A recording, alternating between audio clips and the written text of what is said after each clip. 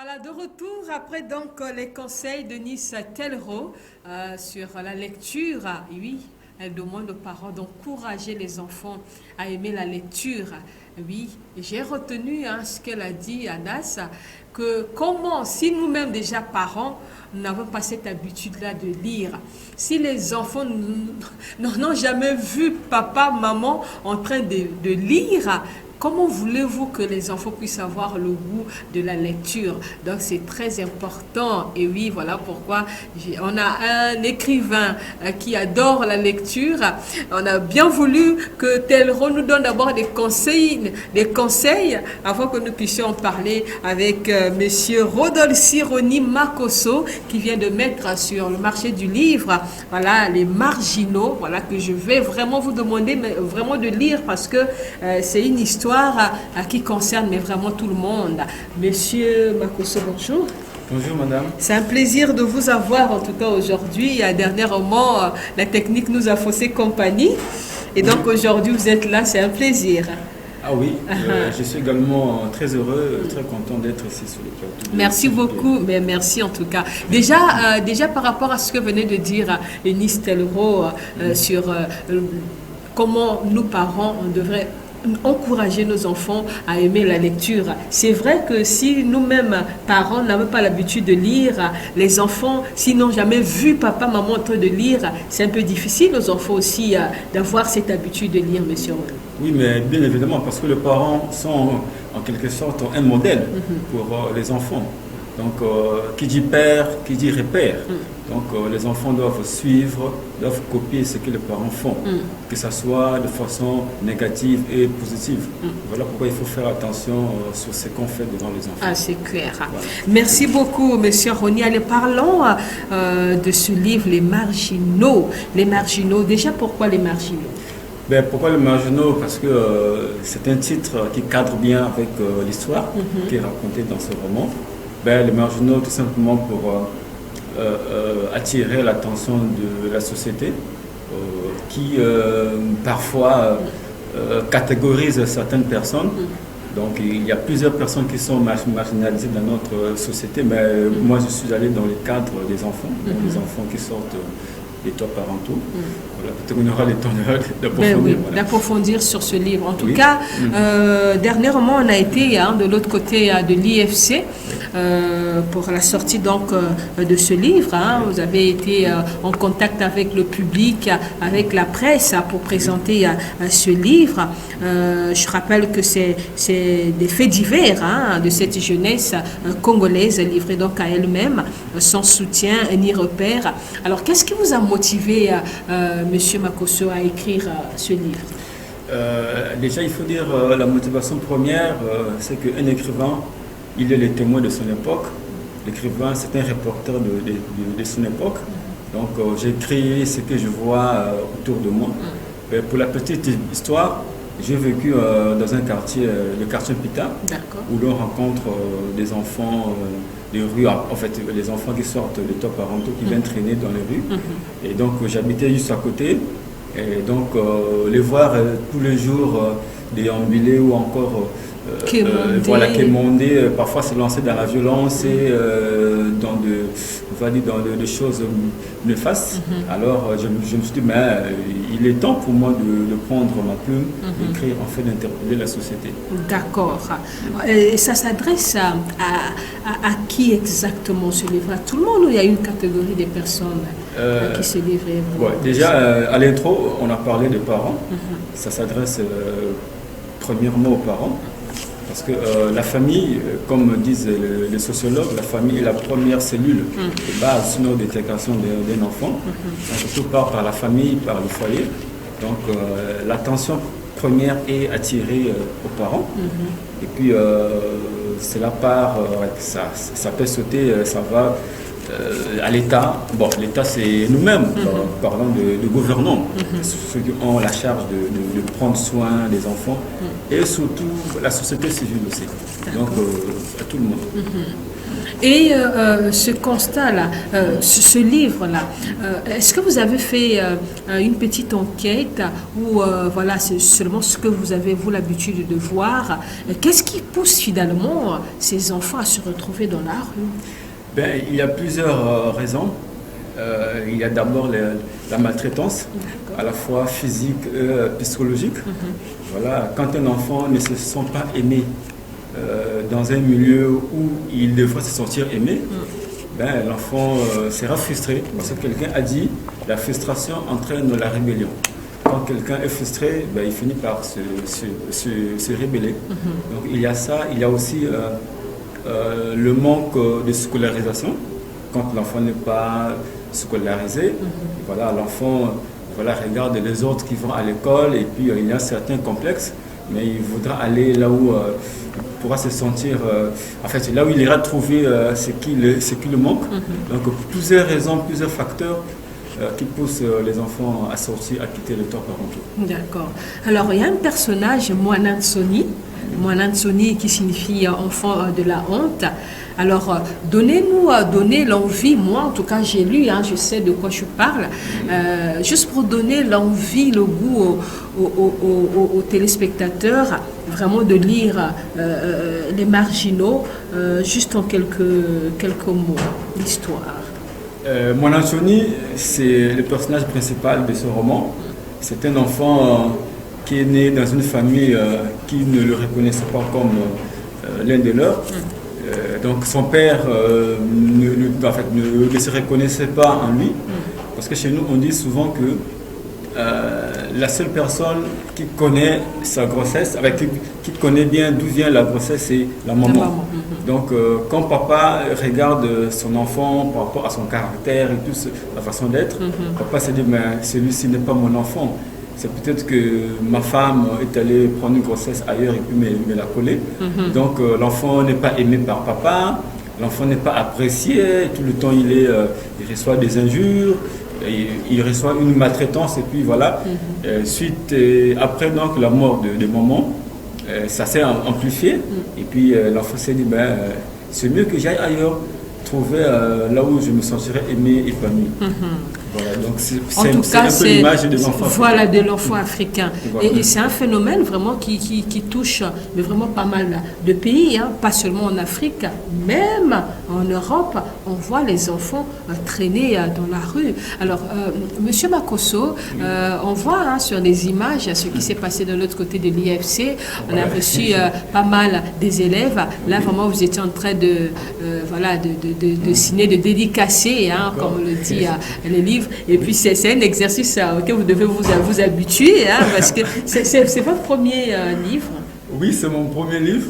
Comme vous l'avez dit, c'est un exercice auquel je dois m'habituer parce que le chemin est tracé, le chemin est lancé.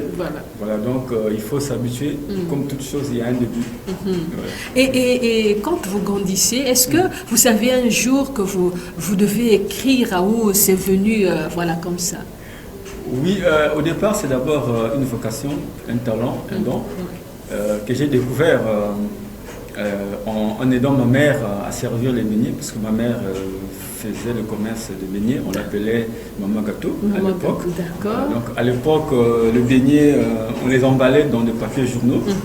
Et moi, comme tout enfant obéissant, je venais aider maman.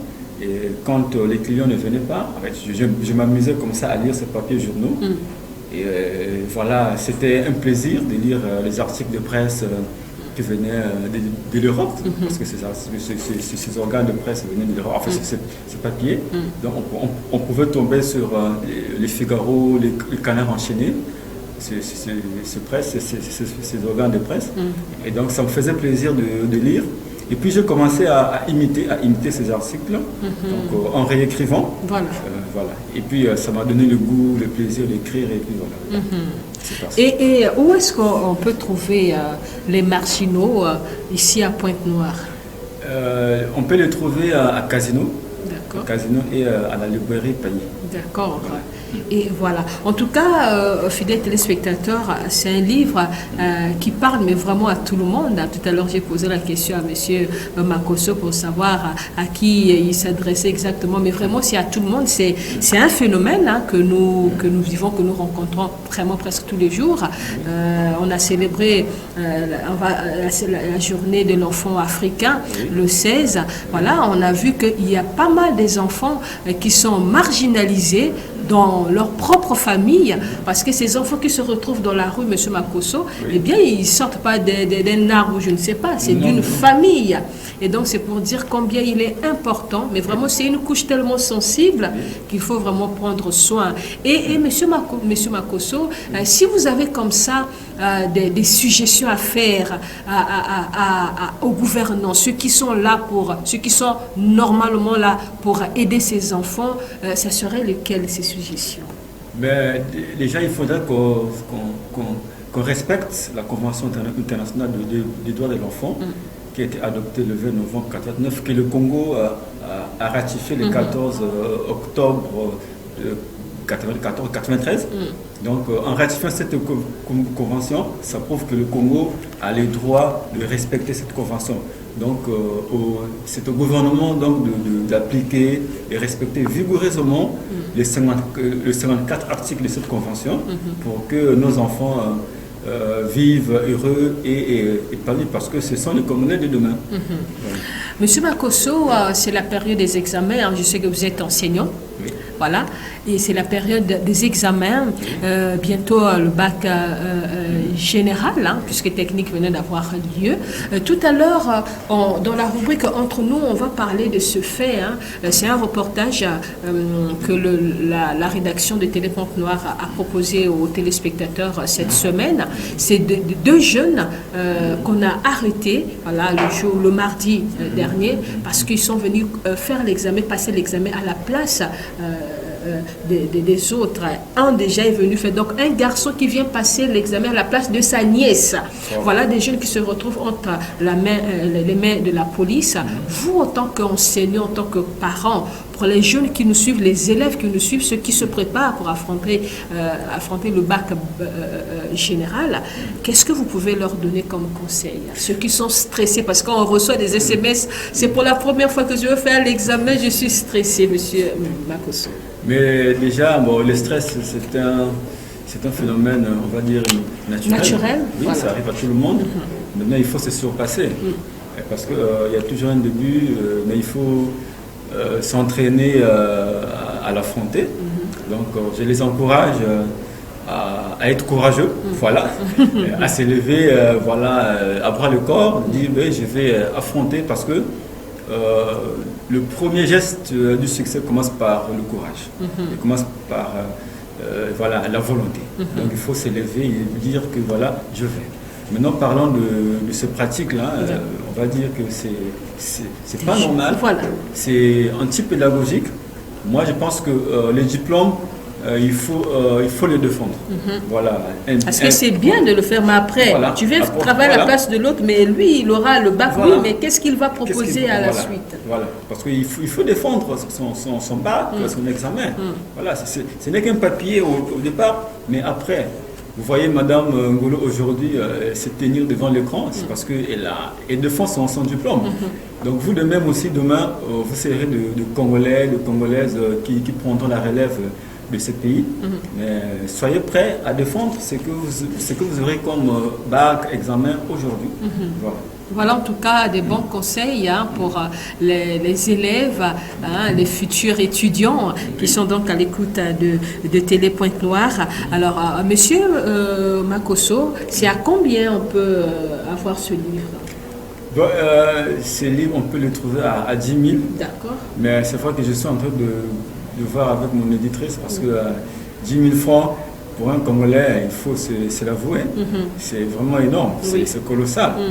Je suis en train de voir avec elle pour le deuxième lot qui va arriver, si on peut réduire le coût. Le coût, ce serait une bonne chose. Tout le monde puisse en avoir. Voilà, casino et librairie Paillet, oui. on peut trouver ce livre. Je vais lire ce passage qui m'a quand même interpellée. Depuis mon plus jeune âge, je portais le nom de Mwanantsoni. Dans ma langue maternelle, ce nom signifie enfant de la honte.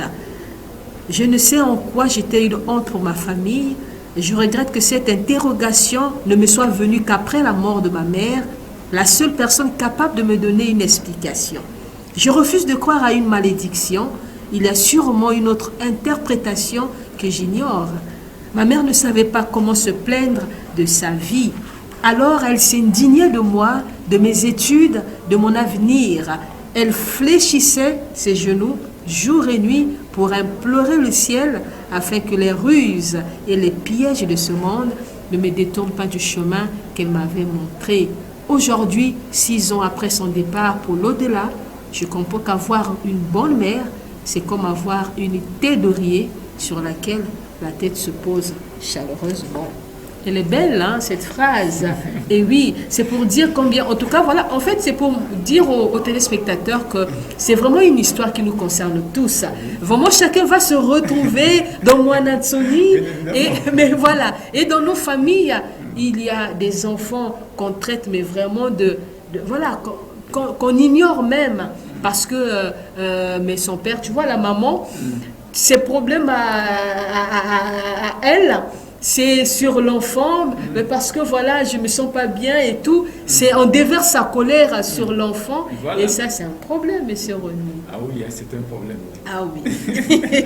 En tout cas, fidèles téléspectateurs, c'est ce livre, ce roman, voilà, Les Marginaux, que monsieur Rodolphe Roni Makosso vient de mettre sur le livre du marché, sur le marché du livre, pardon. Et donc, lisez-le, c'est très important. C'est aussi une façon d'encourager nos écrivains. En ce qui concerne l'écriture, moi je suis fière d'être congolaise parce que à l'étranger, non, nous c'est les écrivains qui sont donc vraiment, mais vraiment connus. Parce que quand on parle du Congo-Brazzaville, quand on regarde les écrivains qu'ils ont, ah non, on en a plein et des talentueux. Voilà, donc monsieur Makosso rentre donc dans ce monde du livre. On peut que vous souhaiter en tout cas bonne continuation. Merci. Voilà, on a besoin encore de lire d'autres histoires, tout en rappelant au Pont-Négrine, eh bien, Les Marginaux, ce roman de Rodolphe Roni Makosso. Vous pouvez donc le trouver à Casino ou encore à la librairie à Paillet. Voilà, le prix c'est 10 000 francs. En tout cas, il se bat pour qu'on puisse se réduire, mais vous savez, c'est pas facile, ça se fait pas chez nous, ça se fait ailleurs. Et le coût parfois, voilà, c'est ça qui fait que le coût puisse un peu... en tout cas, merci d'être passé, c'était un plaisir. Allez, on va raccompagner monsieur Makosso avec cette chanson qui fera plaisir aux enfants, nos bambins qui suivent Tatazita. Lou va vous proposer cette chanson, celle qui a chanté Miraculous. Je sais que vous adorez ce dessin animé. Allez, on va regarder Lou dans les clips du jour. Voilà, regarde, il n'y en a pas, mais trouve les clips du jour. S'il n'y a pas Lou, trouve une autre chanson qui fera plaisir aux enfants. Et puis, on va raccompagner monsieur Makosso Rodolphe Roni. J'y arrive. Voilà.